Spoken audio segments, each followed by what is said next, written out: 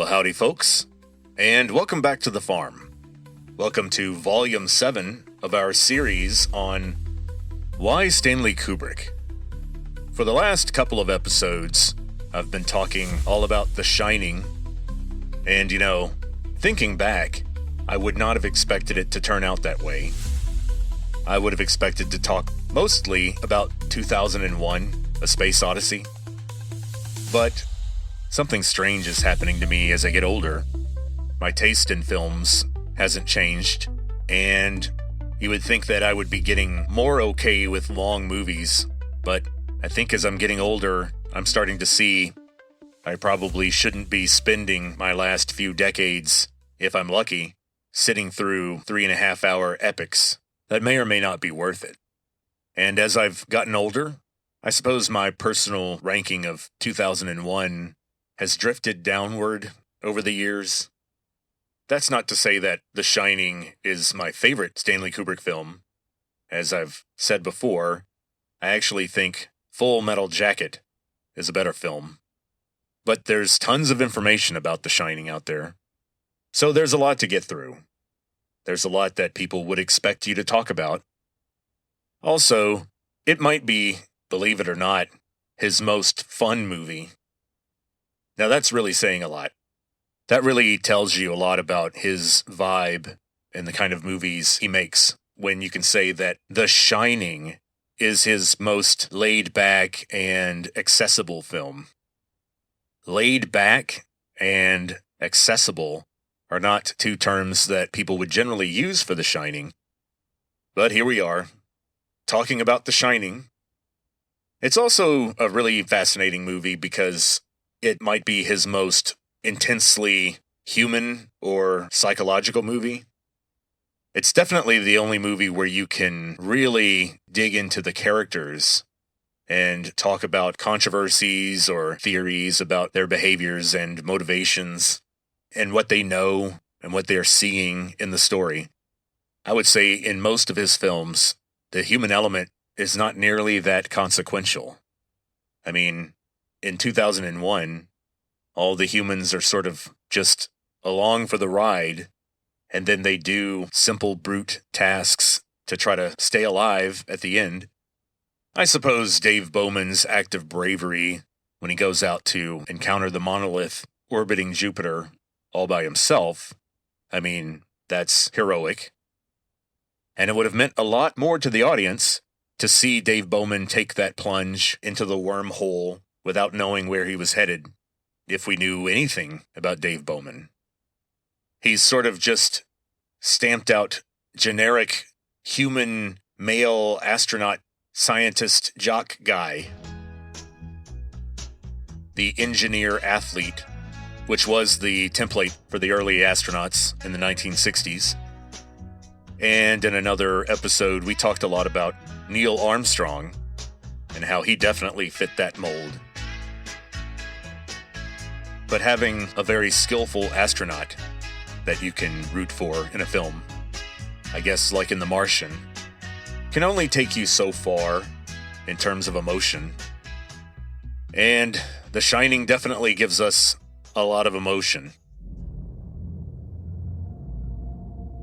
Now, in this episode, I promise, we're definitely going to talk a lot about theories and a little bit about characters. There are some technical things that still remain to be discussed.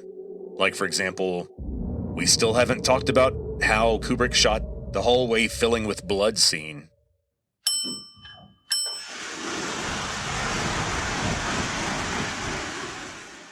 How the heck did he do that? Did he actually rob a hospital or something, Fight Club style, in order to get all the blood he needed? Because, of course, he would be insistent on the fact that it would have to be actual human blood, because the audience could tell the difference. No, it wasn't real blood, although Kubrick did expend a lot of energy making sure that the color and the consistency was correct, because it definitely couldn't just be water. So, of course, that made this substance expensive to create and difficult to clean up. And if you're guessing that it took more than one take, you're right. And if you're guessing that it required a ton of preparation and setup between takes, especially cleaning up all that fake blood, then you'd be right. And I have heard mention from production assistants talking about the making of The Shining, who said that Kubrick, after taking days, and in the first case, weeks, to set up the shot, and planning how the fake blood would hit the furniture in the hallway and cause them to shift, and agonizing over the exact frame rate that would look the best, Kubrick had this sort of sealed tube that on the inside was designed to look like a hallway in the Overlook Hotel. He had this thing rigged with pumps that would force huge amounts of the artificial blood through the cracks in the elevator doors. These production assistants said that when it was time to actually roll and pull the trigger on this giant apparatus and see what kind of shot they could get, they said that when it was time to actually call action, Kubrick had to step away. He couldn't look at what was happening inside that tube. He would just content himself with agonizing over the footage after it was developed, because if he didn't like it, it was going to take days to get another shot at it. And as far as I can tell, Kubrick only did it 3 times. And if you've been keeping track, you might be breathing a sigh of relief. And before we move on to the first theory, let's talk a little bit about the "Here's Johnny" scene, which is probably the most famous scene in the film. That took apparently about 30 takes, depending on how you count. Some people say more, but I think 30 takes is a good number because that was associated with the number of doors that had to be kept on set so that some carpenters could reattach a new door in between shots for Jack Nicholson to chop through with his axe. And lucky for Jack Nicholson, he had worked as a firefighter at some point earlier in his life, and so he was fairly efficient at creating a hole in the door without a whole lot of wasted effort. And so, why did we need 30 takes? Well, first of all, it's a very important scene. It's essentially the climax of the movie, and there are a lot of moving parts that have to come together perfectly. He was trying to capture lightning in a bottle, as I said in the last volume. If you watch the scene, you'll notice that the camera will have perfect focus on Nicholson's face, and then as he starts to swing the axe blade is perfectly in focus, and the camera effortlessly follows the axe blade into the door. You'll see the camera move to the right really quickly, and then stop when the axe blade makes contact with the door. And boy, is that hard to do. Especially when you've got an actor who, in between shots, is jumping up and down, yelling, "Axe murderer! Axe murderer!" over and over and over again, with the axe in his hand, bouncing like a boxer, in order to keep his emotions turned up to 11. Then, inside the bathroom, Shelley Duvall is in the corner, and she apparently had to drink a lot of water because she was getting dehydrated from crying all day. Then, of course, whenever you're using an axe to chop through a door, you're going to have some unpredictable factors. The door will splinter in unpredictable ways, regardless of how well you plan the axe movements. And I imagine that Kubrick wanted a particular kind of opening in the door, because it would need to match with the door hole that they're going to put his face through for the "Here's Johnny" close-up. And it appears that they had a camera running inside the bathroom also. I'm sure that all of the axe chopping and then the "Here's Johnny" shot were not all one take. Even though that one camera only had the job of getting Jack Nicholson's close-up when he put his face through the door, that's still tricky. Technically a tricky shot to do. His face is going to be moving from one kind of lighting to a completely different kind of lighting, and the focus puller is going to have to be really on his toes. I do want to add that Kubrick wanted some pickup shots of just Shelley Duvall in the bathroom after Jack Nicholson had wrapped his shooting. And in the documentary, you can very clearly see Shelley Duvall's complete lack of enthusiasm at the idea of having to crouch in that corner and cry for another several hours. So, long story short, all of the exhaustion and the frayed nerves that you see with these characters is both completely real. It was being experienced in real life by the actors on the actual set. Now, I do have to mention that "Here's Johnny," that line was improvised by Jack Nicholson. Kubrick wanted Jack Nicholson to try different things when he poked his head through the door. One of the rare cases where Kubrick allowed improvising, especially for a critical scene. And so, apparently, in the novel The Shining, and in the 1997 miniseries, that was much more faithful to Stephen King's novel.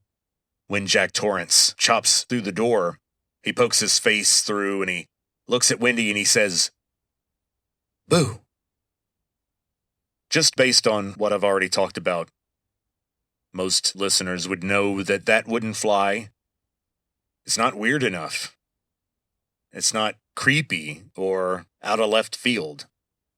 The strange thing is that the line itself is getting a little bit dated, because 1980 was pretty much the peak of the popularity of The Tonight Show with Johnny Carson. That show played right after the late news that followed prime time, 5 days a week, and at the beginning of every episode,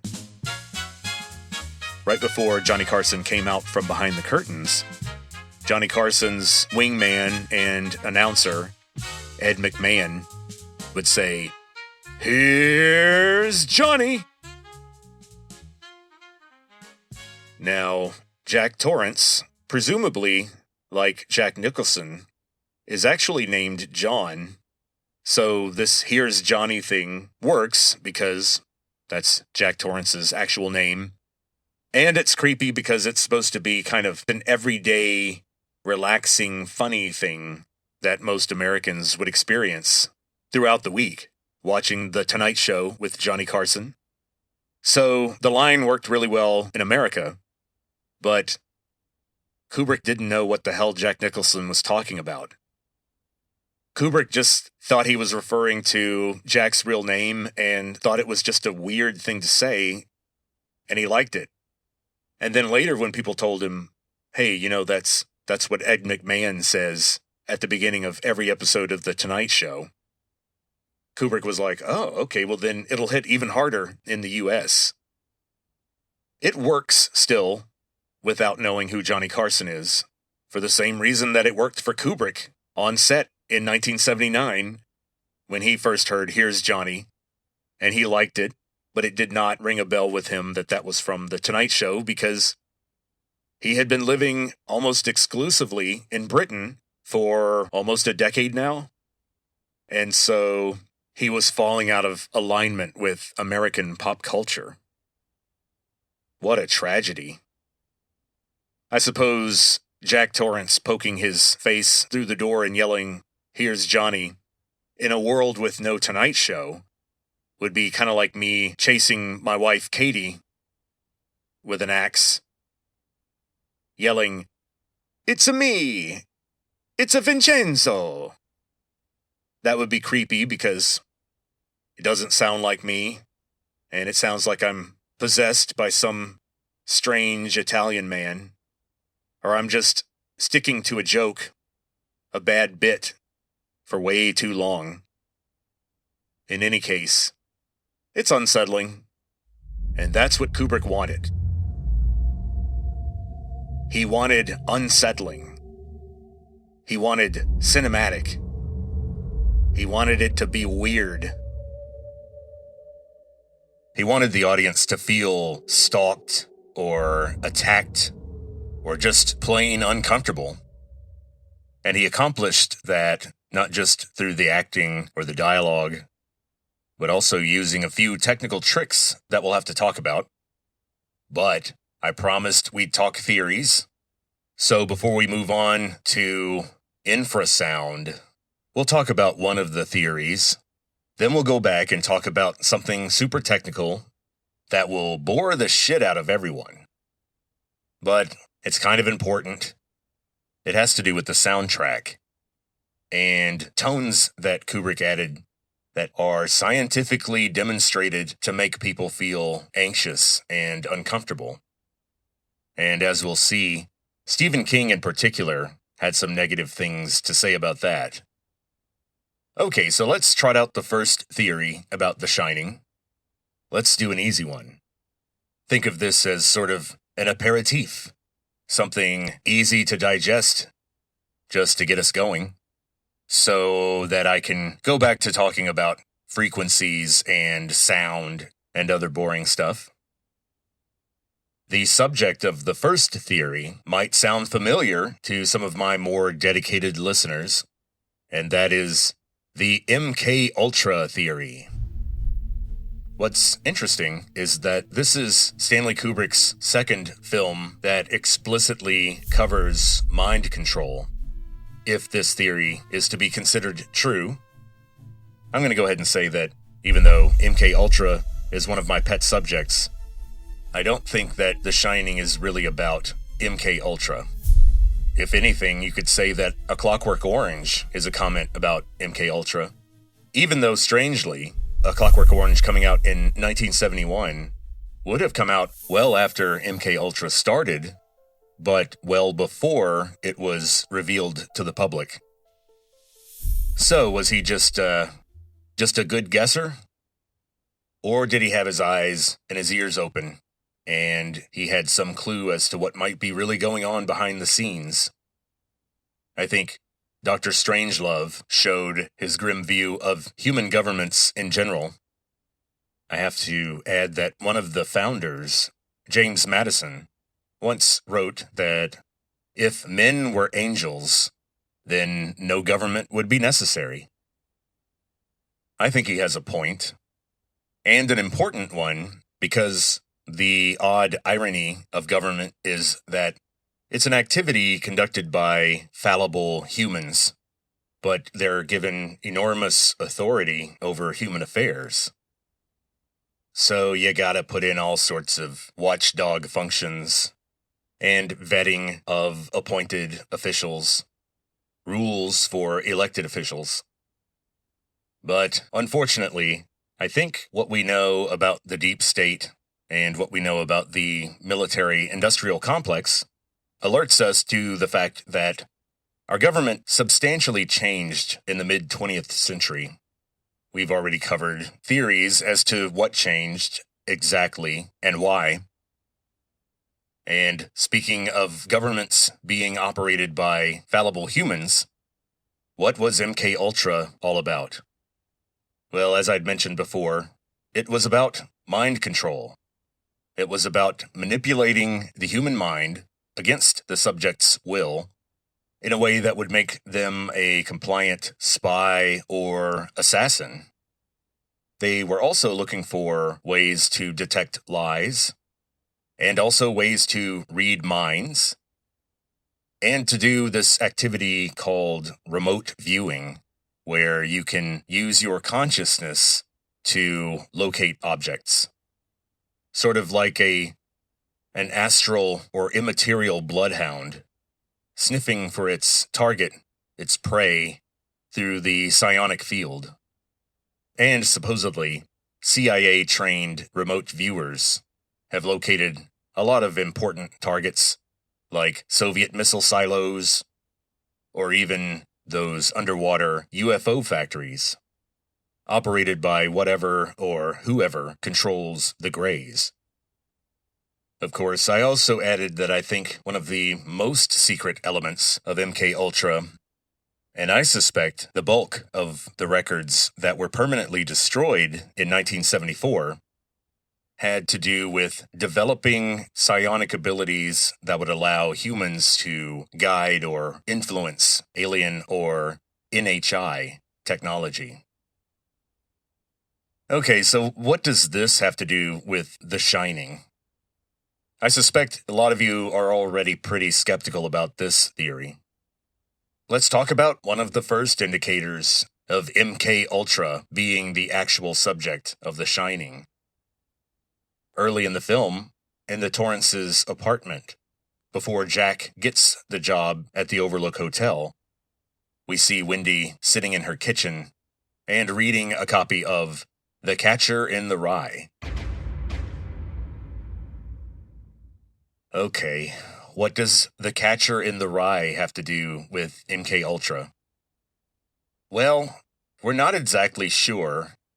The subject matter of the book has been described by one insightful YouTuber as, quote, an edgelord's dream, end quote. I, like many people, was forced to debase my mind by dragging it through this adolescent slop. The frustration of a young person that's starting to see that there's a hierarchy and an unfair sort of mechanism that's really derived from economic necessity and political necessity. But the subject of this episode is not the nature of the phoniness or the phony people that are constantly discussed in The Catcher in the Rye. But this book is associated with MK Ultra in a very tenuous way because in the early 80s, a man named John Hinckley Jr. tried to assassinate Ronald Reagan. And he was a suspected Manchurian candidate, someone who was suspected of being a brainwashed candidate suspect. Let me rephrase that.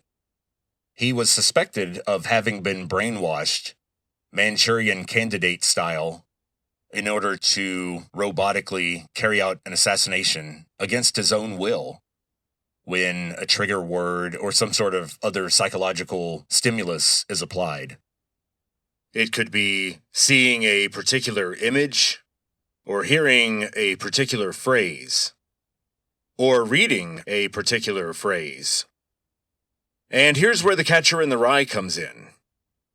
Shortly after the attempted assassination, when the FBI tracked down John Hinckley Jr., they found him in a hotel room. And in that hotel room, there was a copy of, you guessed it, The Catcher in the Rye, and no other books. Okay, well gosh, how does this relate to the Overlook Hotel, actually? Is this theory really just based on The Catcher in the Rye? Well, the theory claims that the Overlook Hotel is a CIA front. It's a place where they can get compromat on important people, similar to operations directed by people with names like Diddy or Epstein. And this would explain a lot of the odd things that Wendy sees, like the two apparitions in the room, one wearing a tuxedo and the other one on his or her knees while wearing a cute, fuzzy, furry bear suit. But that wasn't all. The Overlook was also a place where the CIA could run psychological experiments on guests by putting drugs in their food or water, which would be very easy because they knew that the Torrances would only have one source of food. All of the cereal and milk and lamb shanks and steaks that Dick Halloran showed Wendy at the beginning of the film. So the goal of MK Ultra was to create assassins.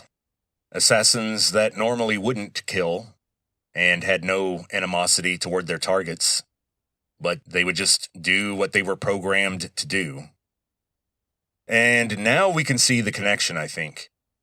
Because clearly, in this framework for The Shining, you could say that the CIA was setting up Jack as their target, the subject of their experiment, to see whether they could use the influence of their drugs to cause Jack to murder his family against his own will.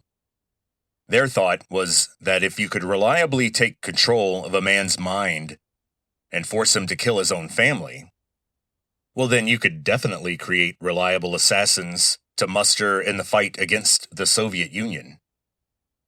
So what other clues did Kubrick leave for us to figure this out, other than the Catcher in the Rye, which is a really obvious kind of ham-fisted clue? Just kidding. The other clues aren't much better. In the rec room, near the beginning of the film, where Danny first sees the Grady twins, there's a poster on the wall in some of the shots, and the poster is primarily a photo of someone skiing, which makes sense, given the location. But then underneath the photo, we see the word monarch. M-O-N-A-R-C-H. Monarch. It just so happens that Monarch was an alternate name or an alias for the MK Ultra program. Also, according to this theory, this guy Bill Watson, who we meet at the beginning of the film at Jack Torrance's job interview, but you have to watch this guy Bill Watson. He is always hanging around. He doesn't seem to have a specific function. He just follows and listens. And whenever Mr. Ullman instructs him to help Jack Torrance carry something or do some other menial task, Bill Watson looks annoyed. And in particular, in the job interview scene, when Ullman first mentions the Charles Grady, aka Delbert Grady story, Bill Watson has a very alert and concerned look on his face, and he's watching Jack Torrance very carefully. Now, if the theory were true, and the Overlook was set up as some sort of sadistic CIA experiment, where they are planting this idea of murdering his family in Jack Torrance's mind, the drugs will do their work after they've sort of planted this idea in his head. It is true that MK Ultra was in the news around the time that The Shining was published. Stephen King may have heard something about it while he was writing The Shining. I think it's kind of doubtful that the novel has anything to do with the CIA, especially since the novel is a lot more explicit about what's happening in the characters' minds. So MK Ultra may not have been on Stephen King's radar, but by the time Kubrick was writing his script, MK Ultra had been all over the news for years. But I still don't buy it. We'll talk about which theory I think holds the most water. But, unfortunately, before we get there, remember our deal. I can't let you crawfish on our deal now. We gotta talk about sound, and in particular, infrasound. And along the way, we'll find out why Stephen King said that The Shining was a movie designed to attack the audience.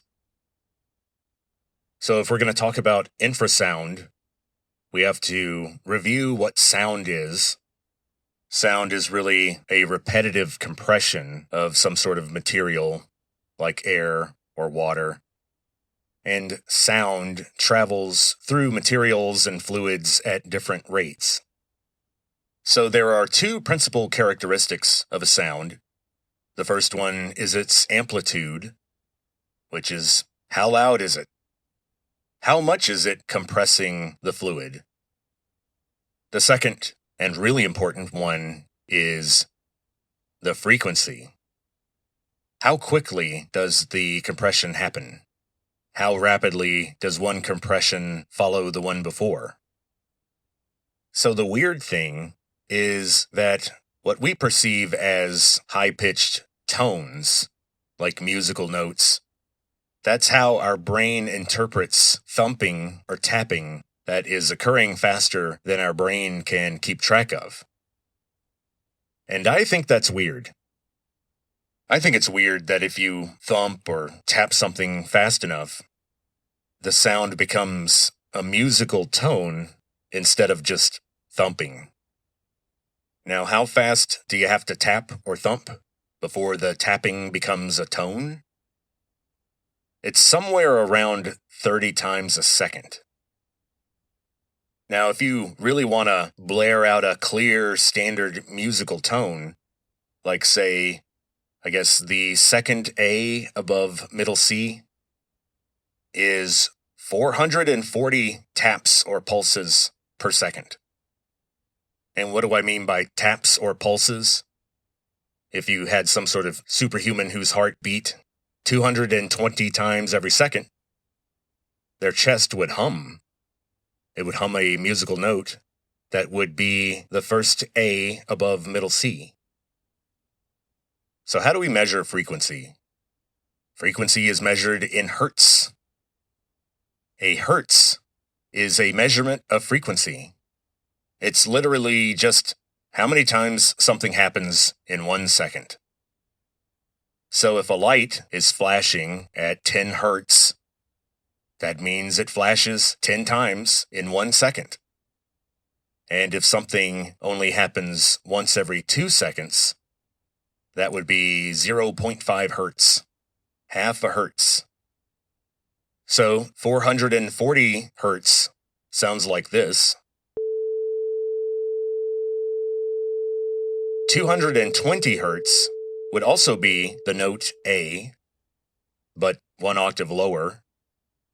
And it sounds like this. Below this, we have the very important musical tone, middle C, and middle C is 126.625525 hertz. So almost 127 pulses per second. But if you were to do 127, say if you were singing, then you would be a tiny bit sharp. And so here's middle C. Now let's get way low. Let's fall down into the 2-digit hertz numbers. So here's another A note, but a much lower one. This is at 55 hertz. And now, as you'll hear, we're getting close to where the subwoofers will kick on, which is at 40 hertz. But here is 55 hertz. Okay, so you can hear that we're starting to get very bassy, very low. And it's getting harder to hear, even though all of these tones have the exact same amplitude. That's important to note. This is due to the limits of human hearing. Now let's drop it down by half, another octave, again, to an even lower A. And this one is at 27.5 hertz. And this is just above the lower limit of human hearing, which is 20 hertz. So 27.5 hertz sounds like this.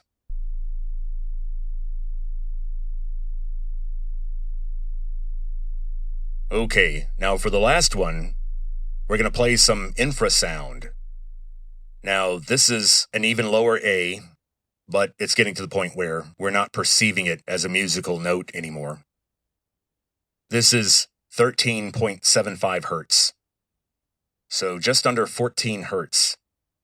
And remember, anything below 20 hertz is considered infrasound. And bear in mind, we're using the same amplitude, which was pretty loud. Now, depending on your sound system, some of you didn't hear anything at all. So this kind of infrasound was placed in many parts of the Shining soundtrack. This creates a muddy, ominous sound. Kubrick was very particular about the sounds.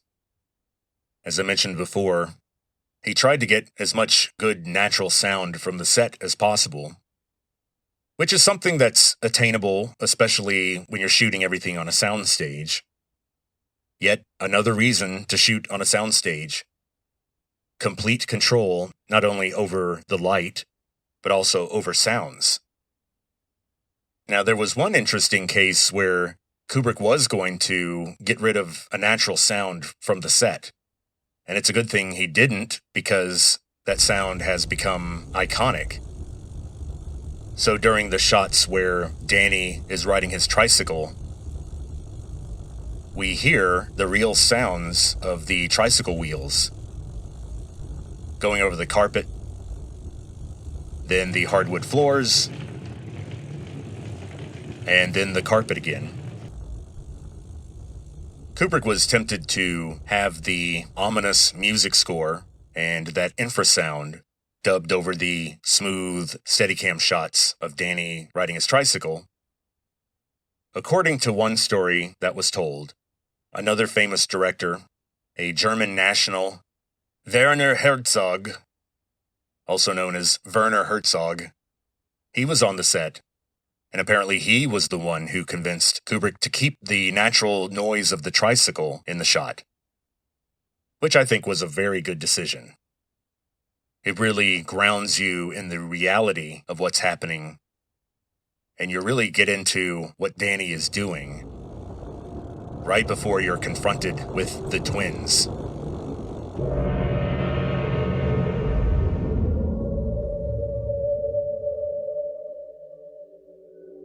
Hello, Vincent.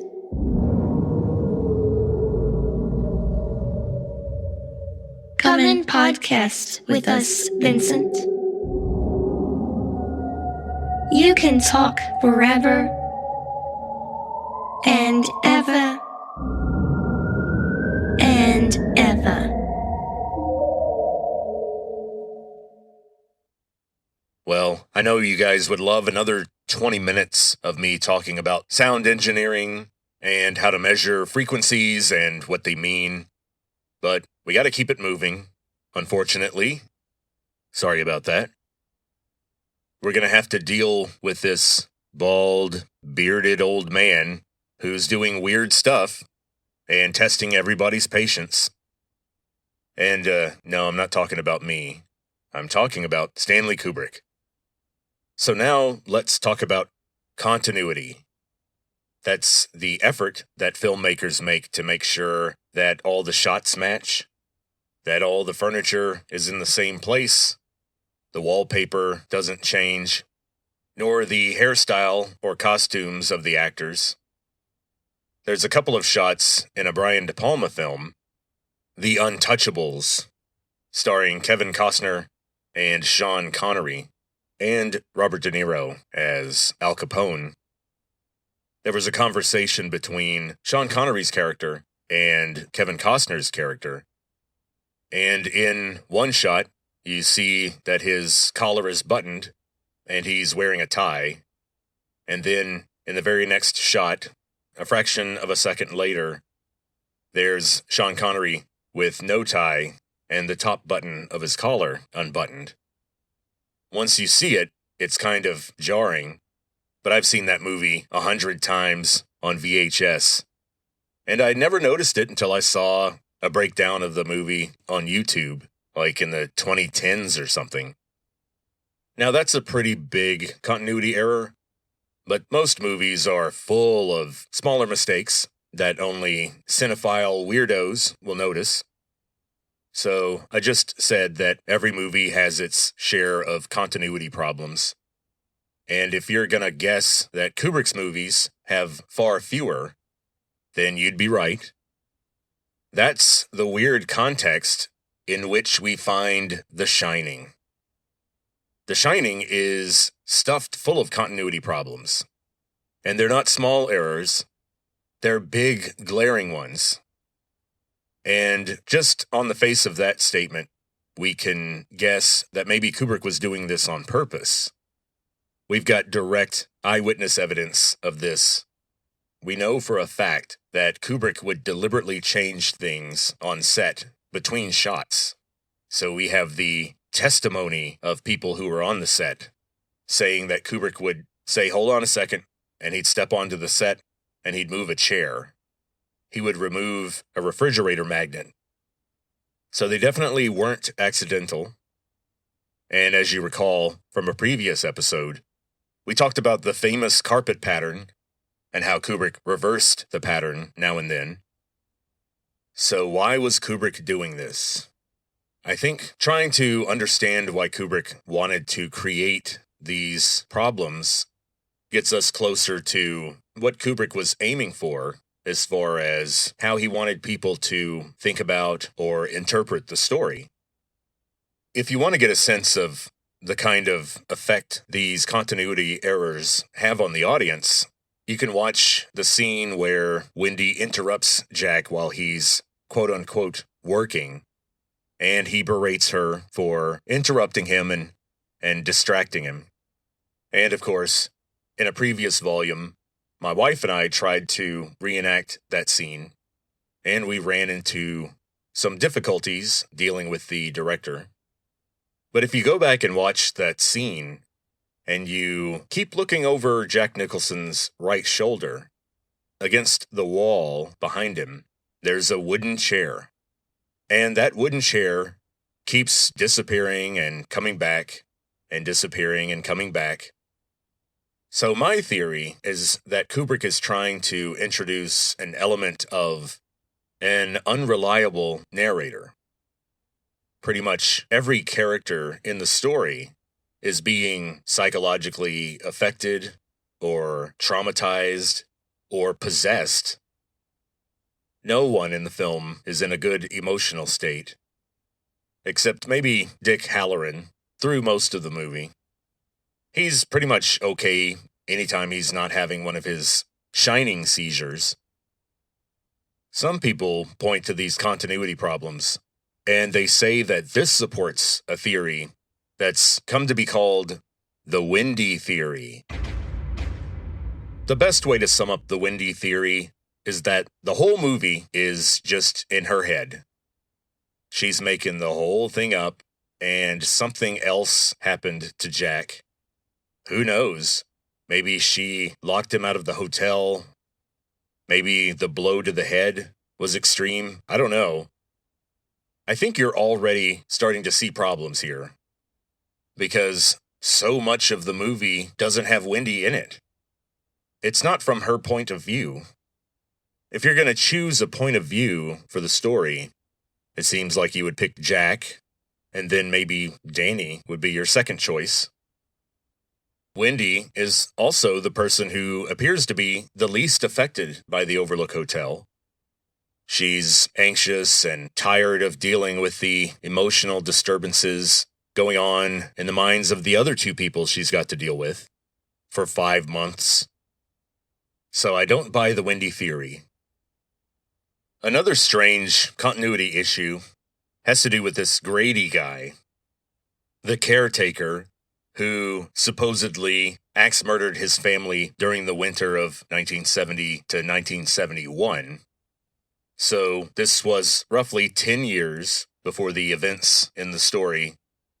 And if you recall from the job interview near the beginning of the movie, Mr. Ullman, the manager of the hotel, informs Jack Torrance about the terrible incident that happened 10 years before.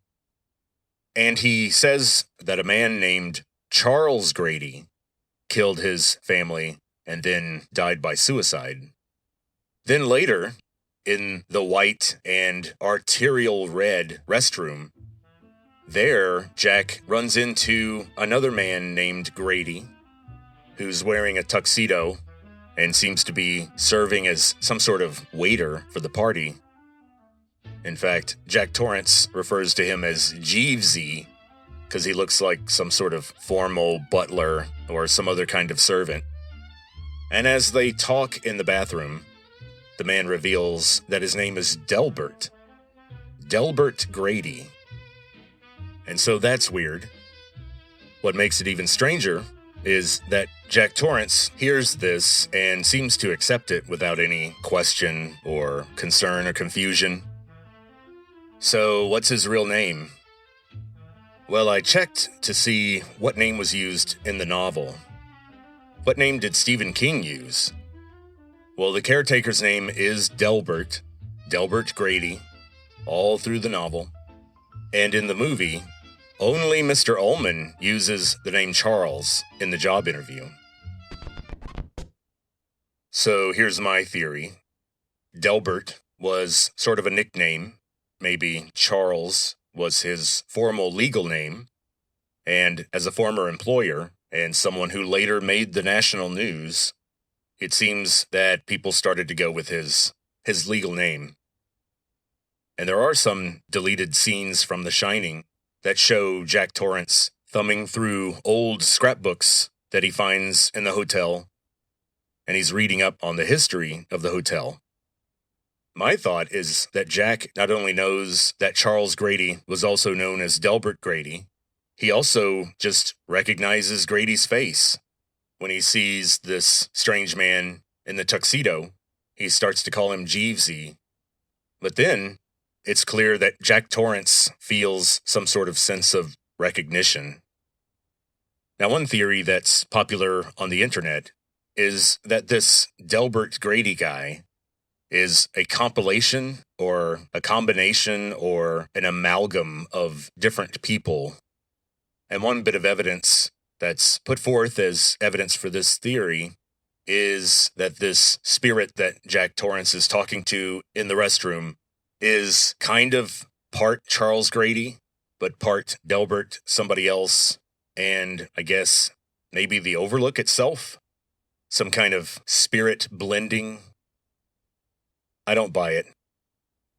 Now, one thing that's weird about this Delbert Grady guy is that Charles Grady apparently, supposedly, did his terrible act in 1970. Now, if he was supposed to be the caretaker of the hotel, he was not going to be an elderly man. We could suppose that maybe he was a member of the silent generation. But there's some weird, anachronistic things about him. There are things about Delbert that don't make sense if the axe murdering happened in 1970.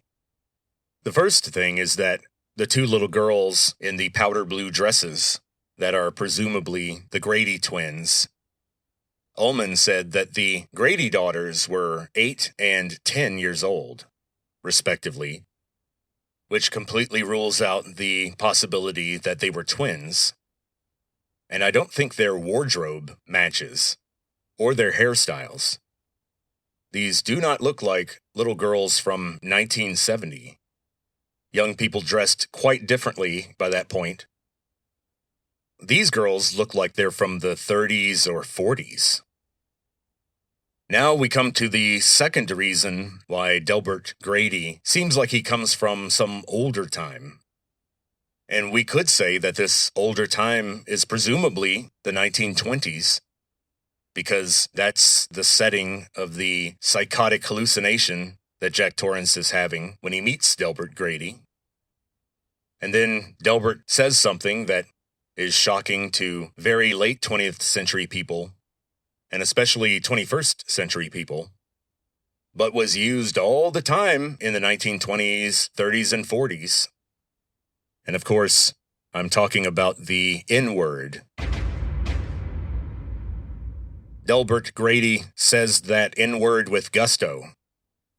And boy, does he hit that hard R at the end.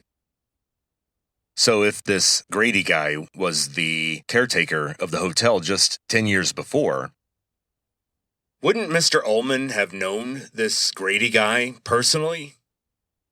This is something that I've wondered for a while when I watched the job interview scene. And then also, let's think about that weird guy, Watson, the guy who hardly says anything and just sort of stares at Jack Torrance the whole time. I wonder how long he's been there. Maybe he knew Charles, a.k.a. Delbert Grady. And maybe that's why he looks so weird while they're talking about the story. It hits a little different with him. But we don't know that. The one person whose career timeline at the Overlook that we have clear information about is good old Dick Halloran. In the novel, Halloran started at the Overlook 6 years earlier, which means Halloran was hired after the Grady incident. So Dick Halloran didn't know Charles Grady.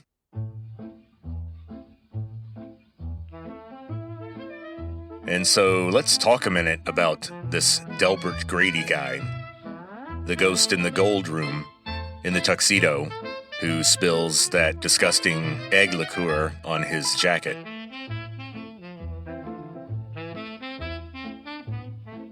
So, as we all know, they go into that weird bathroom, and Jack Torrance recognizes Delbert, and they have kind of a weird conversation. And a lot of people might remember an especially shocking part of the conversation, where this caretaker ghost, Delbert Grady, starts talking about Danny, how Danny was trying to contact somebody so they could come and save Danny and Wendy from Jack's attempt for some red rum.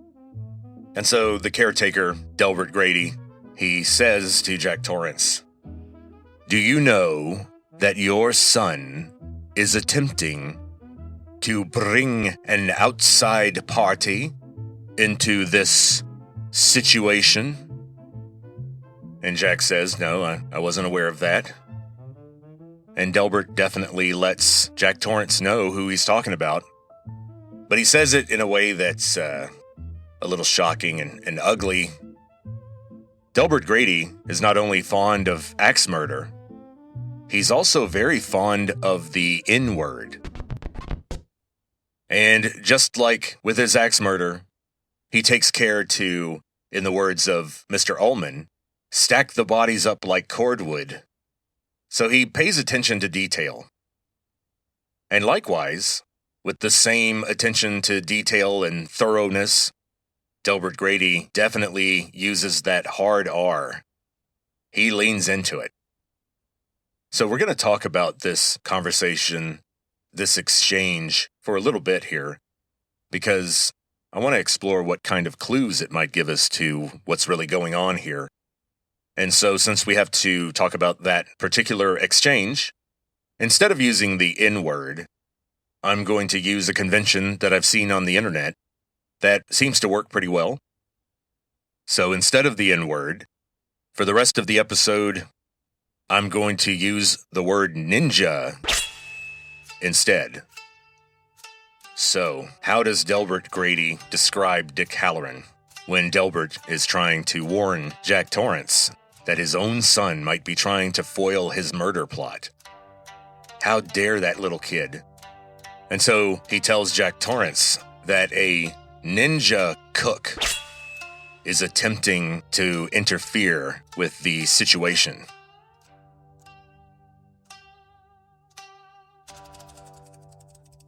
And this phrase hits probably a little harder now than it did in 1980. But even back then, it felt kind of out of the blue. Now, this phrase, ninja cook, is specifically used in Stephen King's book. So Stephen King thought it was instructive or important, and then Stanley Kubrick also thought it was important. And so why? Why were they so on about using the word ninja? I mean, are Stephen King and Stanley Kubrick just closet racists who get a lot of joy from making people say the word ninja on screen over and over again? In other words, are they like Quentin Tarantino? You could probably have a verb, to Tarantino someone. And so to Tarantino someone is where the script and the director forces the actor to either A, say the word ninja, or B, show their feet.